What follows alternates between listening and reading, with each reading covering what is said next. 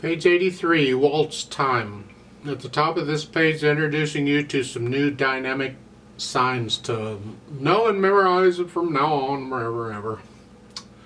They're two long sideways arrows, and they can be about any length. They have to be longer than one note, because if you have a sideways arrow that is only one note, that's a different sign. That means something else. It's got to be longer than one note. But otherwise, it could be measures long. First one is a crescendo, which means gradually get louder. We're back to the Italian now. And diminuendo or decrescendo, either one, gradually gets softer. The kicker is, how do you remember which arrow is which? Because they're going different directions. And I do it by reading. So if, as I'm reading it, the arrow starts at a point, that is the softer part. And as the lines get further apart, it gets louder. That's a crescendo. Or if the lines start apart, and as I'm going through the music and reading, they get soft, they get narrower, closer, that's a diminuendo. That's how I remember which is which. Otherwise, I tend to forget. That's part of dynamics. We'll come to that later. Right now, let's go through our routine of learning a new piece of music. We see it's 4 lines long. There is a repeat side at the bottom. We're going to play it twice. We got treble and bass clef. This is in 3/4 time, and we see there's dotted half notes and quarter notes in it pretty much. We can handle all that. Looks like the melody's in the left hand here, and the right hand gets chords. That's fine. They're not using all 3 notes in the chord. That's okay too. You don't have to. 2 notes is enough. So let's take it one hand at a time and make sure that we got these things. Right hand starts here. Now we're in middle C position, if you can think, because you're starting left hand here and the right hand here. That puts you in middle C position. I'm guessing the next few pieces we do are all going to be in middle C position. So it's here. 1, 2, 3. And remember, I'm lowering the whole hand here. 1, 2, 3. And then you get 3 beats of rest plus a quarter rest. And then third measure, it's an F and a G together. 1, 2, 3. It would be like this, except we're not using the B. That's all. 1, 2, 3. And really that's about it for the left or for the right hand. On the left hand, we're starting here, and it's melody. 1, 2, 3. 1, 2, 3. 1, 2, 3. Remember, the dotted half note is the same as 3 quarter notes. Just memorize that. It is. Because the half note is 2 quarter notes, and the dot gets half of that, which is 1. Add them together, you get 3. 2, 3. Second line, second measure. 1, 2, 3. 1, 2, 3. 1, 2, 3. So you go through and make sure you can play the melody okay, the left hand. And then we try and put them together. The kicker will be the rest in the right hand. Don't hold this right hand notes down any longer than you're supposed to. So it's here. 1,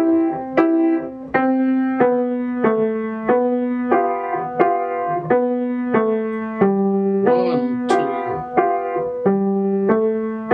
1, 2, 3. Like so. Then we add the articulation, which they really don't give you. They give you a few. These are not phrases. These are slurs. This is another thing the curved line can be used for. I don't even know if they're talking about slurs yet, but these are not phrases. A phrase is a musical sentence. It's a musical thought. To me,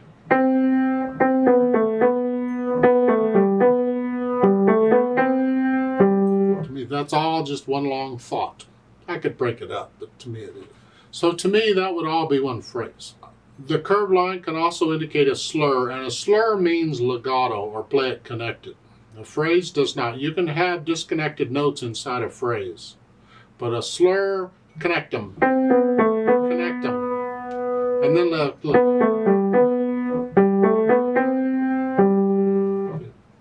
However, in my opinion, the first 2 measures in the left hand, that curved line should have gone across both measures, or all 3 measures really. This is part of it. Connect this. Now you can't connect repeated notes on a piano. You do the best you can. Then if you want to lift up, and again lift up, connect it.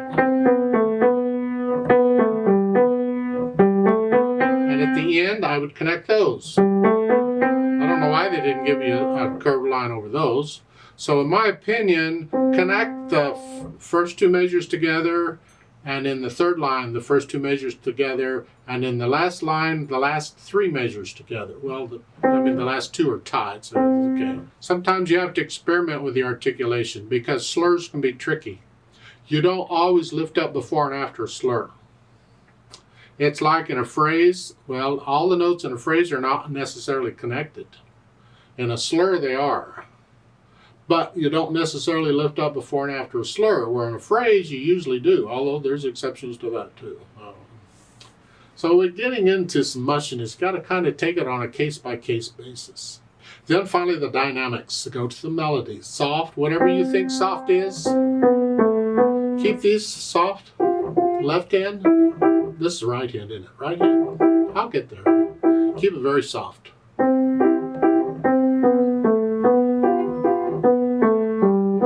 Second line, you get the hairpins. These sideways arrows, I call them hairpins. A lot of other people do too. Now we're going to go for, that doesn't tell you how much louder to get. They usually don't.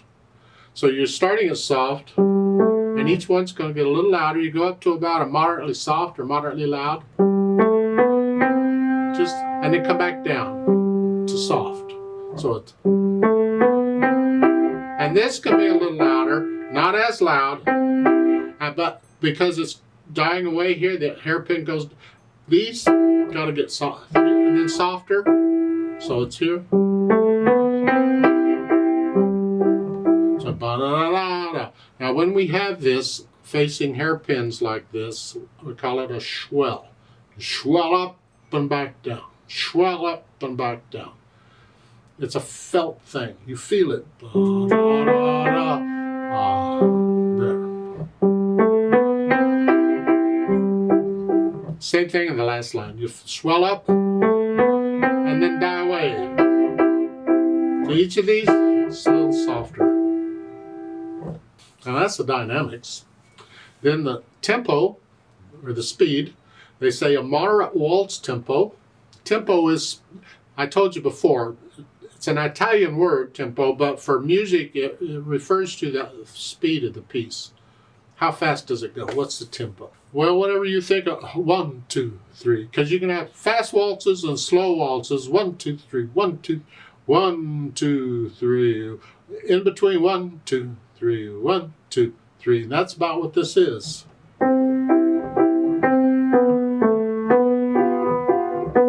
It has to be done with no hesitations anywhere. You play the whole thing nice, especially if people are going to be moving to. They throw things at you if they're dancing and you hesitate in places. They don't like that for some reason. Now at the end here at the bottom, they have another note. Repeat with both hands 8 VA, which means both hands are going to go up an octave when you play it the second time. You simply pretend middle C goes up to this C, and you're up here. Well, we have to prepare that because now you got to move the hands. Well, how are we going to do that? We got to think about it. I don't like moving both hands at once. Sometimes you have to. Here, the left hand plays first, and the right hand gets a rest. So really, it's the left hand we're after. We're going from here, these notes to here. Get the right hand out of the way and get the left hand where it needs to go. And then as you play that, you get the right hand up here. So you're moving really one hand at a time. Because you're going to lift up at the end of the phrase anyway, and as you lift up, you can move. We do that a lot.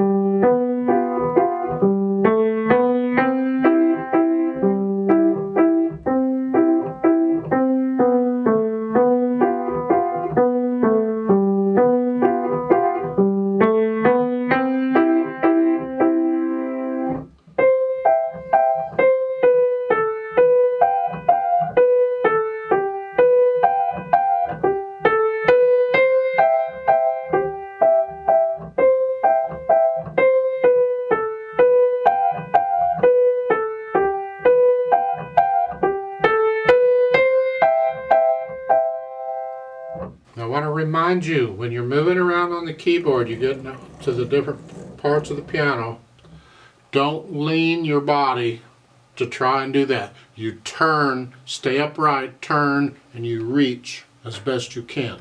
So when I'm going up an octave here, I'm just turning slightly and I'm reaching a little more. I'm not trying to lean over to accommodate this. No, please don't do that.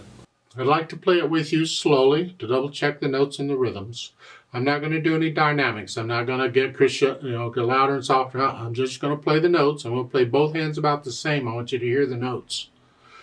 Let's just try it together. Now I am going to go up an octave for the second time though. So let's do that. I'll give us 3 counts.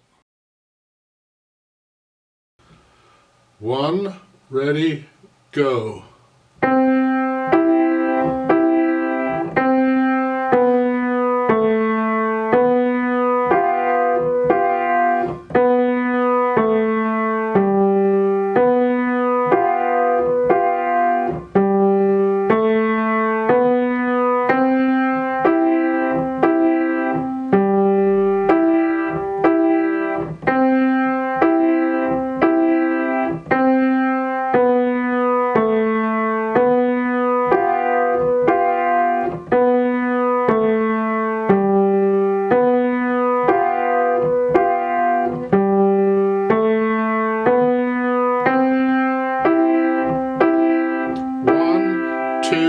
Repeat.